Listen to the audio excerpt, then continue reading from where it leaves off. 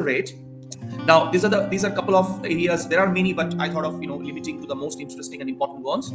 So to start with, sales forecasting is extremely important, as we all know, right? That gives you that how much pipeline you should generate, what is your deal closure current, right? And also gives you kind of a base where you can start using the data, using AI around your data sets, right? So stuff like data processing, talking to the internal chatbots and getting some ideas, lead scoring, extremely important. AI is playing a very important role. We are using in organization HubSpot, for an example. HubSpot does that extremely well. Scoring your leads, as well as three types of analytics. We all know about it: diagnostic, predictive, and as well as prescriptive. I don't want you to bore with the definitions, but those where AI can help you in sales forecasting, which you can kind of contribute to a higher deal closure rate. Next, the sales call analysis, right? Look, no day in a sales is same, right? I'm sorry.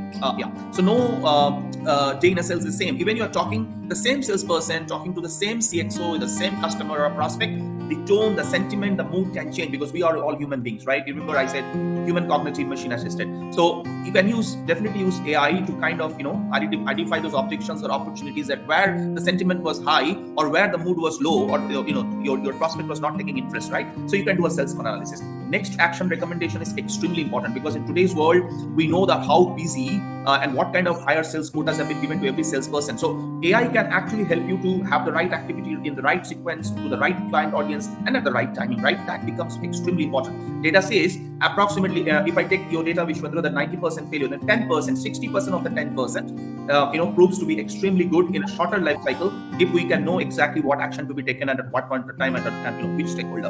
Of course, then Gen AI need not to be mentioned at all. Writing sales emails, communications, messaging, right? We saw our earlier speakers talking on that.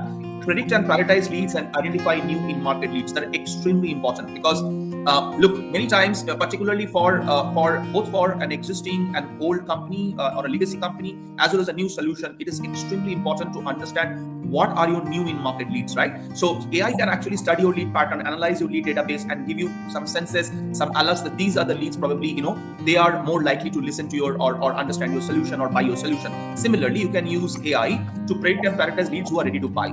Next two are very important, which I myself have used in my life, is always analyze and monitor your competitors. There are AI tools which you can utilize to understand what your competitors are doing, what kind of pricing strategy they're adopting, what kind of market they are focusing, and etc., and where they are winning and where they're losing, right? Because they are your competitors. So that's where you can analyze and monitor your competitors, so that you stay agile, you stay competitive, and you have a potential growth, plus persistent growth or consistent growth. And finally, the key golden word, contract in closing deals, right? So terms and conditions, price point optimization, personalization as per your customer, right? Whether it needs a 2 years, it's better to give a 1 year deal and then sum up by or top up by 2 years deal, or you want to go with a 3 years deal in the very beginning, as well as cases of increasing compliances, reducing manual errors, which happens. That's where AI can help you a lot. So these are kind of areas where I have observed that AI could be utilized to increase your deal closure rate.